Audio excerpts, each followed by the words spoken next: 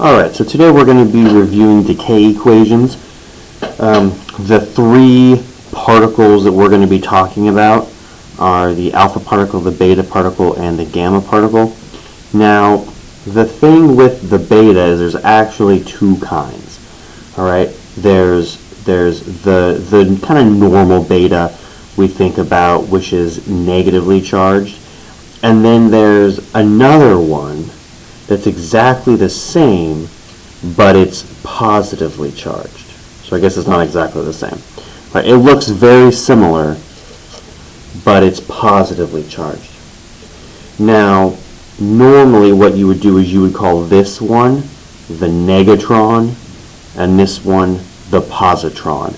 It's kind of like Transformers, but way cooler. So these are there's really four particles that are going to be emitted in the decay equations, and you kind of need to know. Now these numbers are really important, and you'll see why in a second. So let me just give you an example. All right, let me give you an example. Alpha, let's not worry about right now. Gamma, let's not worry about. Let's dig into these two beta, these positron and negatron. So, for instance, let's say we have an isotope of oxygen, let's say 19, for instance. Okay, the isotope of oxygen 19.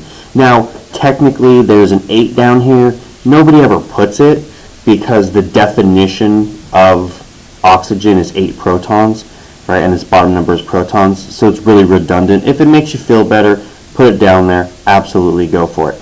Now, if you look at a periodic table, oxygen doesn't want to have a mass of 19. Oxygen wants to have a mass of about 16. So this mass is too high. So if the mass is larger than the mass on the periodic table, it's going to undergo negative decay, negative beta decay, or negatron decay. Because what happens here is all the top numbers on the left need to sum to the same as the sum of the top numbers on the right, and the same for the bottom, right? So 0 plus what is 19? Well, 19. That's not too tricky. Negative 1 plus what is 8? Here's where people get messed up. Okay, the answer is 9. Negative 1 plus 9 will give you the 8. A lot of students, they want to go, oh, 8 minus 1 is 7. That's not the way it works, right? The sum on the bottom needs to equal the sum on the bottom. So now all you do is you look at your periodic table and you see which element is element number 9, and that would be fluorine. So boom, done. You just did it. All right. So when the mass is greater than the mass on the periodic table, that is when you're going to use negatron decay.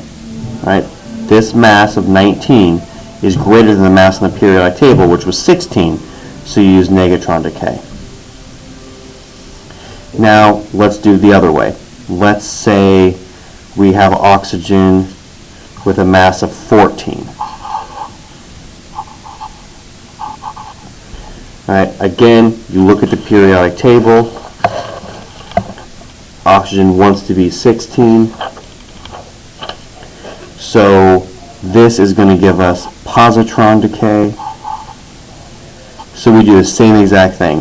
0 plus what is 14? Well, 14. Okay. 1 plus what is 8? 7. Then you get on your periodic table, you find element number 7, that's nitrogen. Yay, you're done. So when the mass that you're given is less than the periodic table, that's when you're going to use positron decay. Okay, and we'll do some more examples, don't worry about that. Now the last two are a little easier, that's why I kind of save them for the end here. let's do alpha first. So basically the rule is bigger than bismuth. All right, bigger than bismuth. It even has a nice ring to it. If you look on the periodic table, so alpha equals bigger than bismuth. So if you look on the periodic table, bismuth is right here.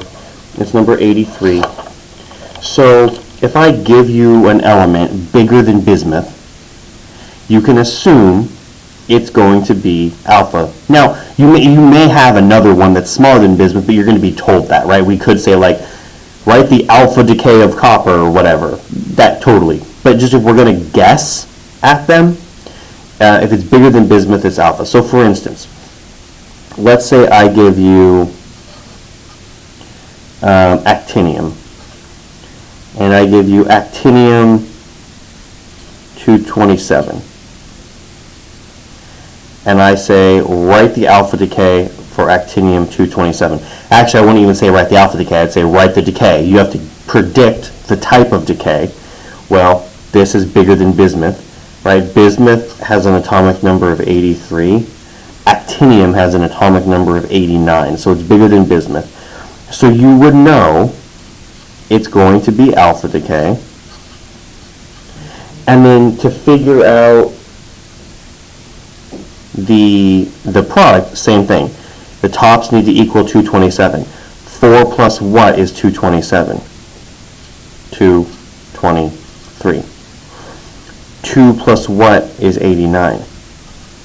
87. Then you look on your periodic table and you figure out which element is element number 87, and that would be francium. Ta-da! Alright, last one is the easiest by far, and that's gamma decay.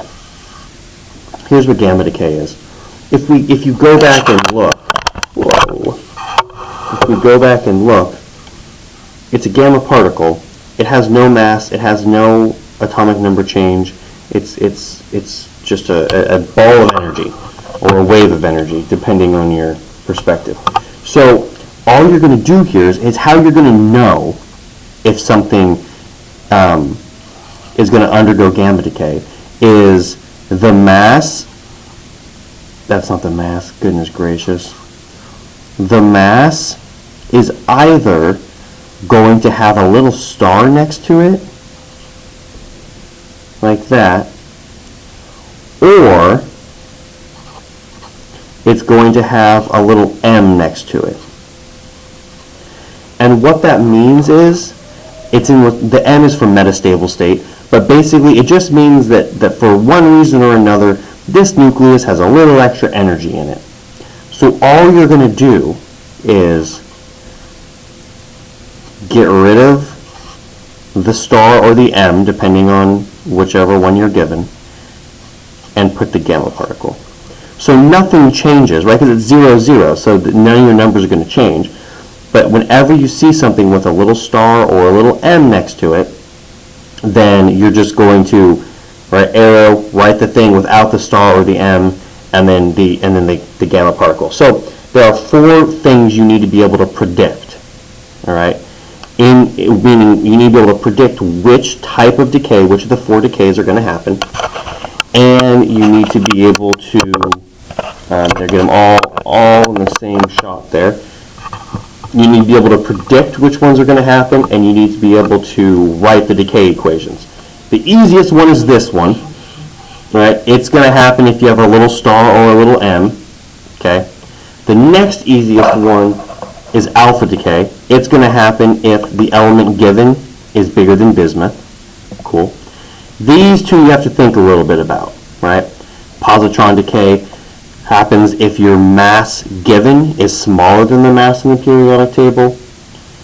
Negatron decay happens if the mass given is greater than the mass in the periodic table. But other than that, that's it.